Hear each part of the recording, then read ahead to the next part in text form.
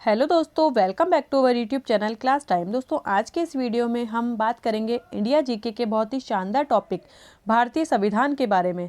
तो जैसा कि आपको पता है, जो भारतीय संविधान टॉपिक है वो इंडिया जीके का है और इसमें से कई बार कई एग्जाम्स में कई क्वेश्चंस बनते हैं, जैसे कि पटवार, आरएस, वीडियो और भी कई ऐसे एग्जाम्स हैं जिसमें भारतीय संविधान से कई क्वेश्चंस बनते हैं। तो इस वीडियो में मैं आपको डिटेल में भारतीय संविधान के बारे में समझाऊंगी। तो अगर आप चैनल पर नए हैं तो ज़रूर चैनल को सब्सक्राइब करें, वीडियो को लाइक करें और ज़्यादा से ज़्यादा शेयर करें।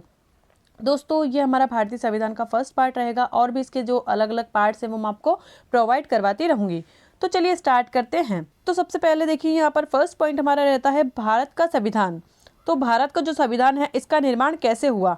तो यहाँ पे देखिए, भारत का जो संविधान है इसका निर्माण भारत की संविधान सभा द्वारा ही किया गया था।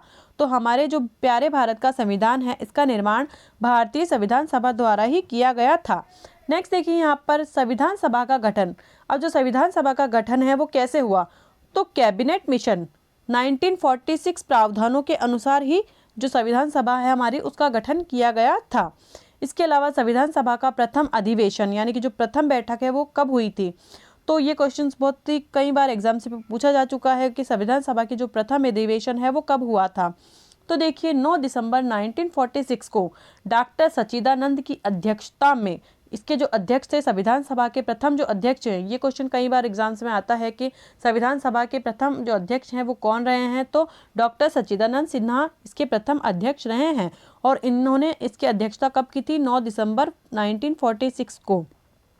इस बैठक में डॉक्टर सच्चिदानंद सिन्हा ने भारतीय संविधान का अस्थायी अध्यक्ष चुना था।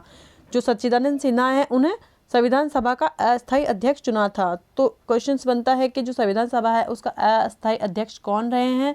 तो डॉक्टर सच्चिदानंद सिन्हा। अब नेक्स्ट देखिए, यहाँ पर संविधान सभा का स्थायी अध्यक्ष। तो देखिए, यहाँ पर जो संविधान सभा है उसके स्थायी अध्यक्ष कौन है? डॉक्टर राजेंद्र प्रसाद को संविधान सभा का स्थायी अध्यक्ष चुना गया था। और ये कब चुना गया था? जस्ट 2 दिन बाद ही। संविधान सभा की जो प्रथम अधिवेशन था उसके 2 दिन बाद ही, यानी कि 9 दिसंबर 1946 को संविधान सभा की प्रथम अधिवेशन हुआ था और 11 दिसंबर 1946 को डॉक्टर राजेंद्र प्रसाद को संविधान सभा का स्थायी अध्यक्ष चुना गया था। देन यहाँ पर देखिए, जो भारतीय संविधान में प्रारूप समिति के अध्यक्ष, वेरी इंपॉर्टेंट पॉइंट रहता है ये। भारतीय संविधान में प्रारूप समिति के अध्यक्ष एग्जाम्स में बहुत ट्रेंड करता है ये क्वेश्चन। तो कौन थे इसके अध्यक्ष?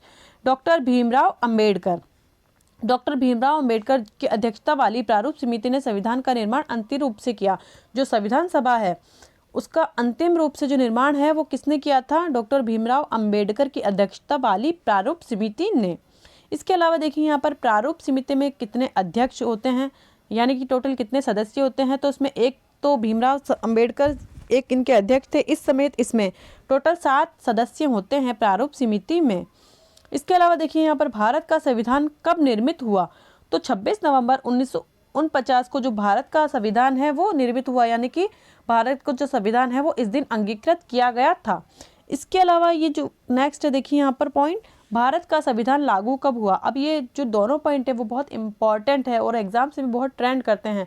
तो इन दोनों में अक्सर जो स्टूडेंट्स हैं वो कंफ्यूज हो जाते हैं। तो देखिए, यहाँ पर जो भारत का संविधान है वो कब लागू हुआ था? 26 जनवरी 1950 को जो भारतीय संविधान है वो लागू हुआ था। तो इसी दिन से जो हमारा गणतंत्र दिवस है वो बनाना प्रारंभ हुआ था। तो जो गणतंत्र दिवस है कब मनाया जाता है? प्रत्येक वर्ष 26 जनवरी को मनाया जाता है और ये 1950 से स्टार्ट हुआ था। अब इसके बाद देखिए, यहाँ पर जो नेक्स्ट पॉइंट है, भारतीय संविधान कब अंगीकृत हुआ? अब क्वेश्चन ऐसे भी आ सकता है कि जो भारतीय संविधान है वो अंगीकृत कब हुआ था? तो 26 नवंबर 1949 को ये अंगीकृत हुआ था और लागू हुआ था 26 जनवरी 1950 को।